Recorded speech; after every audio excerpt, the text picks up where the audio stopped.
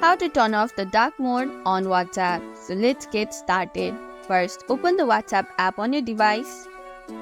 Here, tap onto the three dots and select Setting option. Now, you will be able to see the chat option. Go to Chats.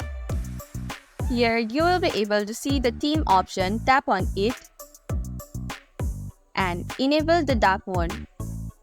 Now you can select light mode. Tap OK. WhatsApp interface will immediately switch back to light mode. The benefits of light modes are: it is easier to read in bright environment, its classic WhatsApp appearance for all chat, it matches with traditional phone interface. I hope now you know how to turn on the WhatsApp dark mode in just a few taps. If you found this tutorial helpful, don't forget to like, subscribe and press the bell icon for more updates. Thanks for watching and I'll see you in the next video.